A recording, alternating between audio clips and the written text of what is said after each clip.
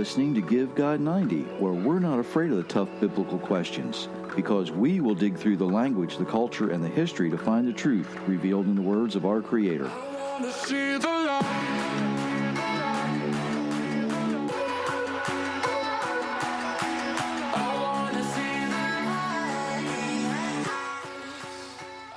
Well, hello, everyone.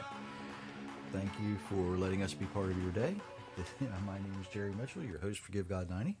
Sitting beside me, as usual, is the almost healed up Myra. Hi, everyone. It's been a busy week. Actually, it's been a busy couple of weeks around here. Yes. Family visiting from Colorado and enjoying the grandchildren and the children and trying to keep up with youngins. But it's been an adventure around here the last couple of weeks, and hopefully it's summer in the northern hemisphere, and if you're in the southern hemisphere, you're getting ready for some chilly weather. But that's just the way that works, right? Right. It's amazing the way the Almighty designs things. And that's one of the things we're going to look at here in a minute. But if you have actually read Tradition to Truth, you know that I grew up on a farm. And I will say that farm kids get to let's experience nature in a way that people who grow up in a more urban environment don't. We get to see animals breeding and being born. We get to see plants growing. We get to experience what it's like to pull weeds. We get to do all those fun things that a lot of the more urban children don't. And it gives us the opportunity to see creation at work, see God's design actually function the way it's supposed to. And one of the things we're going to look at tonight, I want to talk about somebody for a second or two here who you might be familiar with. Sir Isaac Newton. Now, many of you recognize Sir Isaac Newton's name. When I was in school, I was taught that he discovered gravity. Well, I kind of doubt that Isaac Newton actually discovered gravity. He actually is the one who applied the laws of gravity and developed the mathematic formulas for those things. And he's also heralded by the secular science world as a great thinker. Newton, before coming to his math, science, astronomy, and other principles, was something that we don't think of as a scientist. Newton was actually a theologian. Did you know that? Most people don't realize that. He studied at Trinity College, what became Cambridge. And at that time, it was a great theological college. Now, Newton attended Trinity, and he was actually expected to become an ordained priest for the Church of England. But he avoided that by getting some special permission. Even though some people might think he was an atheist, he was not an atheist. But he had talents in other fields, right? He was a mathematician, he was a physicist, he was an astronomer. He did things differently, but it was his observation of creation that allowed him to see these things. In fact, Newton's study of creation gave him the groundwork to understand certain principles that we see in his rules. As most famous, probably the first rule of gravity we're taught is that for every action there is an equal and opposite reaction. Mm-hmm. That's right. Like going out and playing with the children make you sleepy, doesn't it? It does. I can see that over there.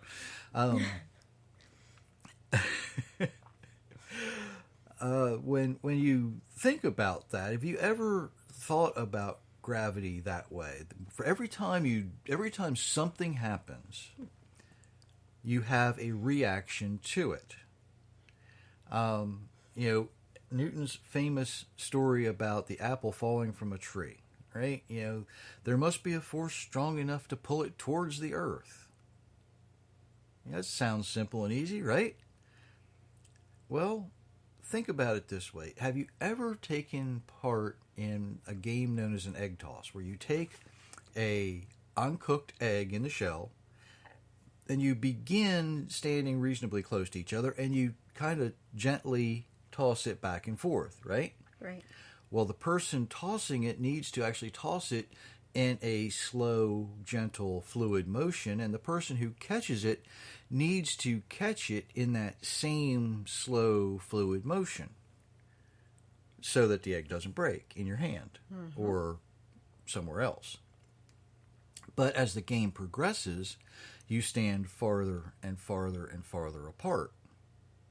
So that gentle little toss becomes a little harder and a little harder and a little harder. So the person catching it needs to cradle that egg in their hands as it comes into them, and they need to decelerate that egg at a speed that doesn't allow it to break. Right. Now that sounds easy, doesn't it? But if you've ever done it, you understand for every action there's an equal and opposite reaction. Okay? Because the person doing the tossing is the action. You catching is the reaction. Mm-hmm. Now, there is a third principle here that you shouldn't apply if you're trying to win this game, and that's called inaction. Because if you simply stand there, that's inaction, right? You don't make any effort whatsoever to catch the egg. Now, one of two things is going to happen. Either the person tossing it is going to hit you with it, in which case it's going to break on you, right? Or it's going to miss you, in which case it's going to break on the ground. Right. So even inaction has and causes reaction. Does that make sense? It does. Everybody's with me so far? Okay. If you're not, the chat is open. You can chime in anytime if you're listening live. And if you're not listening live, you can also add to that later if you so choose. Now, when we think about gravity and things acting and reacting or being inactive, what does that have to do with the Creator's instructions? Well, let's think of it this way. We are told to love our neighbors as ourselves, right? Does that mean we can go around hugging strangers without their permission? No. No, it does not. You cannot force... Oh, there's one of those fancy scientific names, words, right? Force? How about that? You can't force, you can't impose your action on someone else without their permission, because they're going to have a reaction. Now, if they're permissive, their reaction is going to be to hug you back, right? If they're not permissive, their reaction might be to just slap you. Right. Let's just be honest. That has happened in the past and will probably happen in the future. Love is spirit, and it has a certain force. There's that word again. Amazing, isn't it, how that works? Mm-hmm. Same thing works in science with gravity, works in the spiritual realm with spirit and emotion. How about that? It's because love is spirit and has a certain force, our action of love is met with either equal or sometimes opposite reaction that I just described. Somebody's either going to hug you back or they're going to slap you. They react negatively. That is an opposite reaction. If we attempt to force love on another, it's going to fail, and you may even result in inaction. Are you still with me? Is it still making sense? Okay. Even inaction, believe it or not, is action.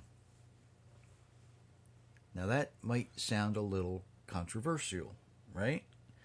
How can inaction be action? How can not taking any action be doing something? There are some interesting things in the Bible that we read, and for my Jewish listeners, don't get nervous about this because this example comes from something else. But what we're going to look at is the parable of the talents that's found in Matthew 25. And it's, I'm going to let y'all in on a little secret. Myra was out playing with the grandchildren today when I was putting the notes together for this. And I'm like, you know what, this time you're going to read the whole thing. So you're going to read this parable of the talents. And I know what most Christians are going to be thinking. But I want you to think about this as someone taking action, someone reacting or having reaction, and even someone attempting to be inactive. Okay? So as you read, beginning in verse 14. The kingdom of heaven is like a man who was going to another place for a visit. Before he left, he talked with his servants. The man told them to take care of his things while he was gone. He decided how much each servant would be able to care for. He gave one servant 5 bags of money. He gave another servant 2 bags of money. He gave a third servant 1 bag of money. Then the man left. The servant who got 5 bags went quickly to invest the money. The 5 bags of money earned 5 more. It was the same with the servant who had 2 bags of money. He invested the money and earned 2 more. But the servant who got 1 bag of money went out and dug a hole in the ground. Then he hid his master's money in the hole. After a long time, the master came home. He asked the servants what they did with his money. The servant who got 5 bags of money brought 5 more bags to the master. The servant said, "Master, you trusted me to care for your 5 bags of money, so I used your 5 bags to earn 5 more." The master answered, "You did well. You are a good servant who can be trusted. You did well with small things, so I will let you care for much greater things. Come and share my happiness with me." The servant who got 2 bags of money came to the master. The servant said, "Master, you gave me 2 bags of money to care for, so I used your 2 bags of money to earn 2 more." The master answered, "You did well. You are a good servant who can be trusted. You did well with small things, so I will let you care for much greater things. Come and share my happiness with me." Then the servant who got 1 bag of money came to the master. The servant said, "Master, I knew that you were a hard man. You harvest things you do not plant. You gather crops where you do not sow any seed. So I was afraid. I went and hid your money in the ground. Here is the bag of money you gave me." The master answered, "You are a bad, lazy servant. You say you knew that I harvest things that I did not plant, and that I gather crops where I do not sow any seed. So you should have put my money in the bank. Then when I came home, I would get my money back with interest." So the master told his servants, "Take the bag of money from that servant and give it to the servant who has 10 bags of money. Everyone who uses what he has will get more. He will have much more than he needs. But the one who does not use what he has will have everything taken away from him." Then the master said, "Throw that useless servant outside, into the darkness. There people will cry and grind their teeth with pain." Okay. Now, hopefully for most Christians, that's going to be familiar because most Christian preachers are going to use this example about building the kingdom of heaven, right? Right. This is all this has to do with, according to some, is, the people who are more responsible with a little bit are going to get greater things. The people who are less responsible can even take part in this. But the people who have some knowledge and have some truth and they don't do anything with it, they're kind of going to get pushed out into the cold, right? Now, let's look at this a different way. The master in this situation took some action, right? He was a very active person. He gave away, or not gave away, but he handed to these 3 servants a certain amount of things to care for. The first one, who got 5 bags, his reaction was to aggressively go and do something. And he, over a period of time, doubled the money. The next servant, who got, 2 bags or 3 bags? 2 bags. It depending on the translation, it sometimes changes, believe it or not. So, he goes out, and he's not quite as aggressive, but he still does something. He reacts responsibly. He reacts appropriately. And he also, is rewarded. But this third one, he gets his little bag, and he decides, I'm going to be inactive. I'm going to hide it in the ground. And because of his inaction, he is punished. It's not that he actually took action by burying it. He chose to be inactive with what he was given. Do we know people like that? I know people like that. You ask them to do something, and there are people out there. Can you stop on your way coming to dinner and pick up a loaf of bread? Can you do? And sometimes they not only bring you one, they'll bring you a loaf of bread and a bag of chips. They'll bring you something extra to go with it, right? Other people, they'll bring you maybe a loaf of bread and a bottle of wine. Who knows what the case may be? And there are other people, when you ask them to do anything, they choose inaction. They don't do anything. But their inaction is a form of action. It proves something to us. Our Creator instructs us to be responsible with our possessions, and that includes our relationships as well. How we treat others is action. How we interact with others, we can often react to their actions, and sometimes when they react to ours, they can respond, they can react differently, right? But sometimes, people like to get a little high and mighty, right? People will have something happen, and their reaction is that they choose to be inactive. When someone offends you, that is action, so your reaction shouldn't be inaction. A lot of times, Christians, stick with me for a minute because this is going to upset you.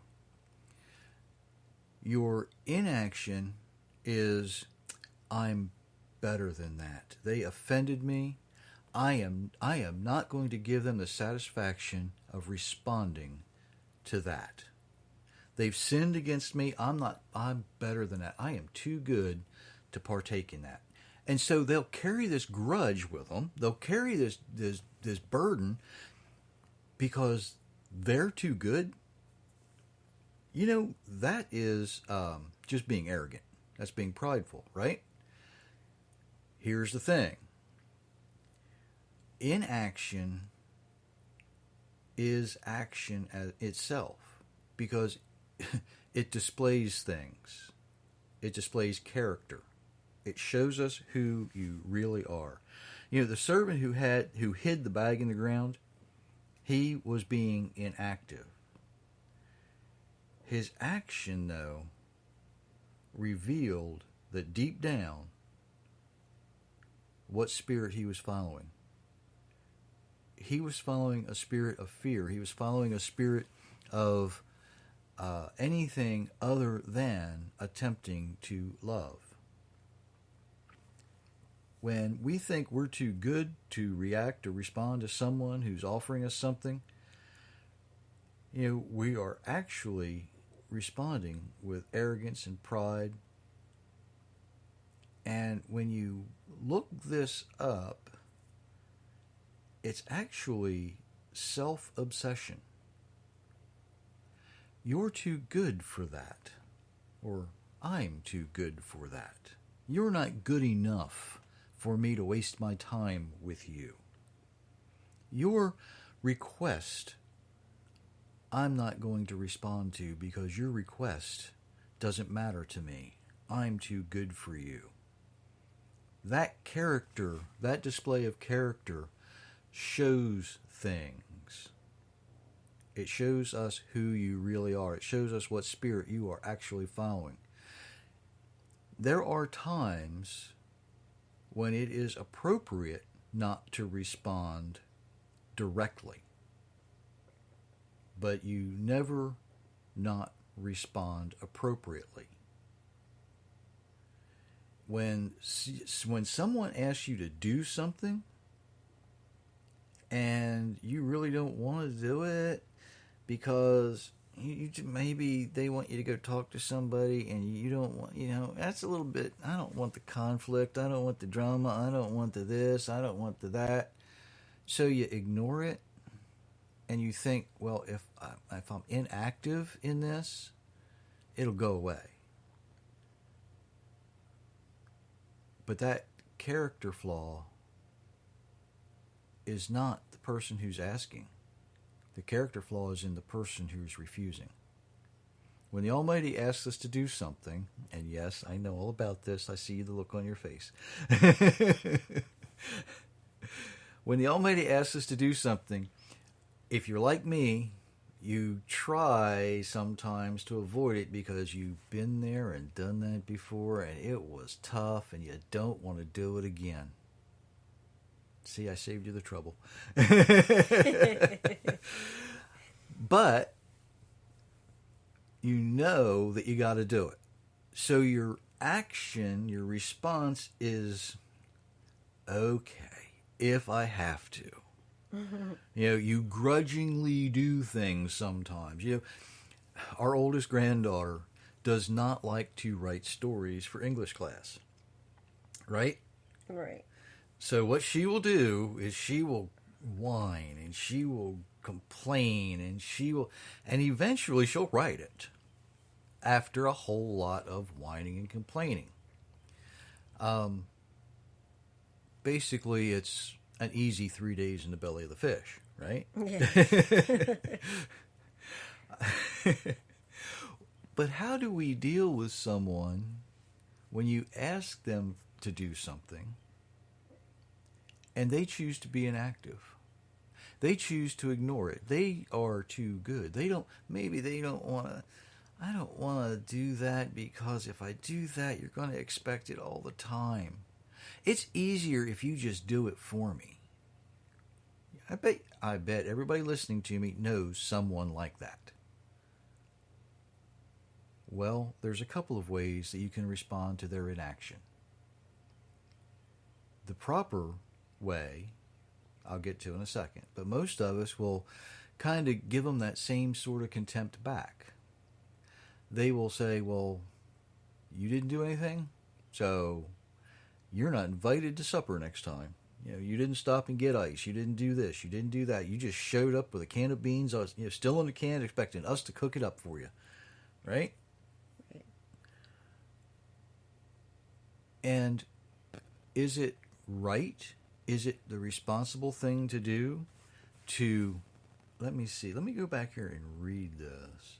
Take the bag of money that the servant from that servant and give it to the one who has the 10 bags of money. Everyone who uses what he has will get more.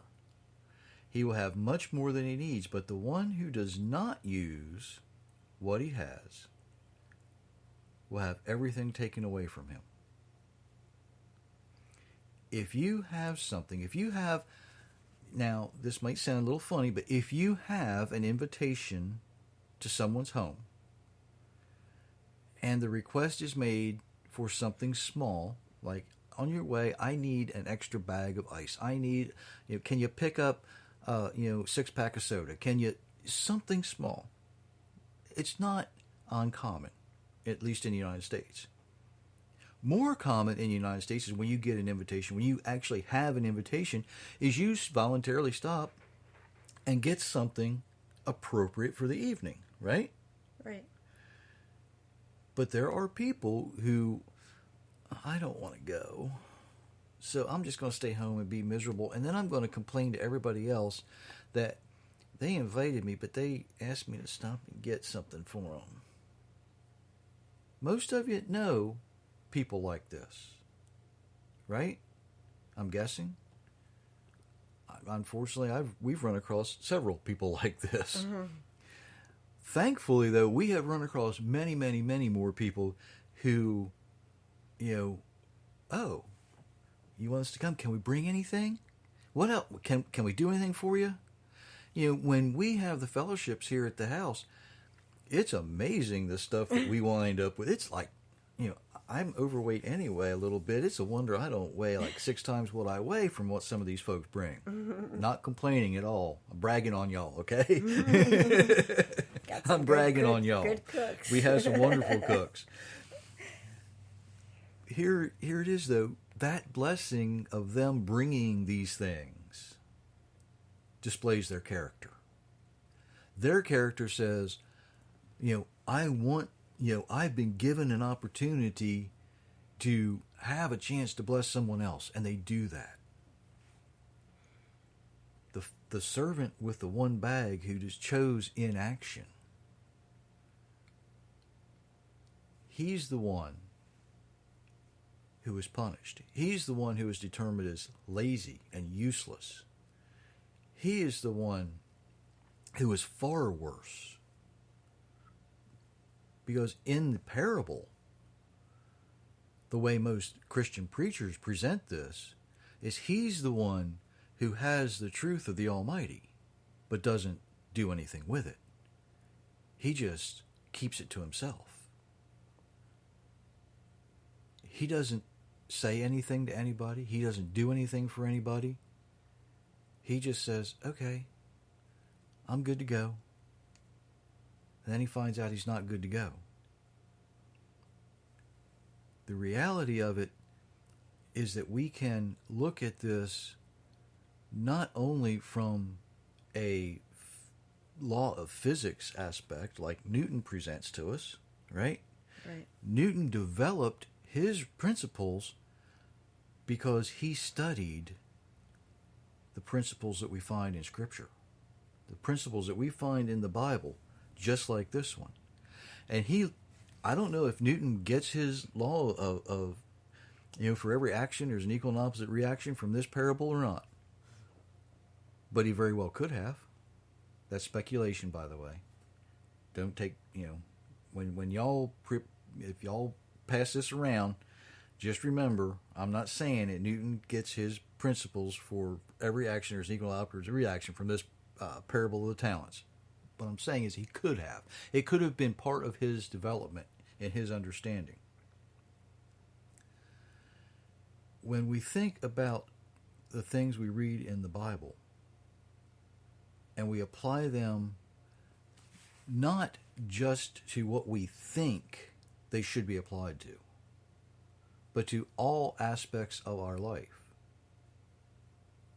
it changes how we view everything. It changes when we think of the Bible as just a lot of good stories, or do we think of the Bible as, you know what?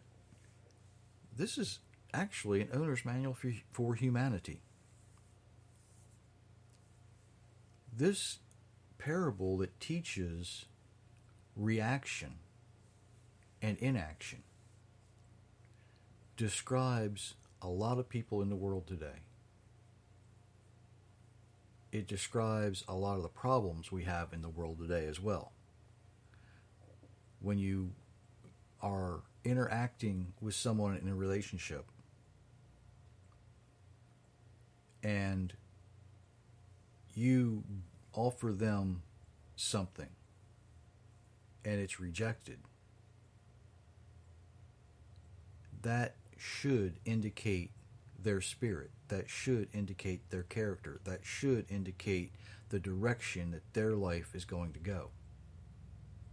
and it will probably indicate where they might spend eternity unless they themselves, well, you know the words, right? Repent, for the kingdom of heaven is at hand. When we think of applying these biblical principles not just to what we've been told, if you've sat in the same church pew for years and you've been told the same thing time after time after time, maybe you should change the question and say, well, can I apply this to something else? And you absolutely certainly can. You can apply this not just to money. You can apply this not just to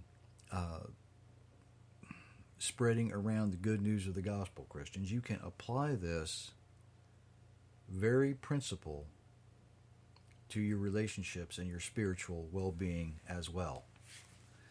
So, hopefully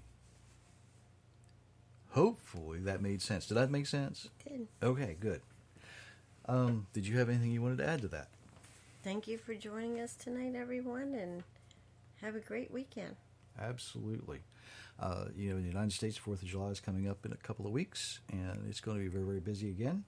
So stay safe out there, because you never know what's coming down from the sky.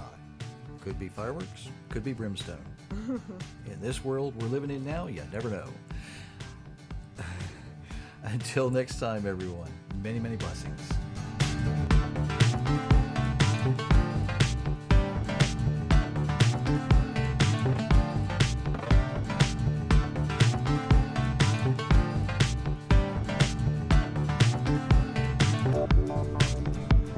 Thank you.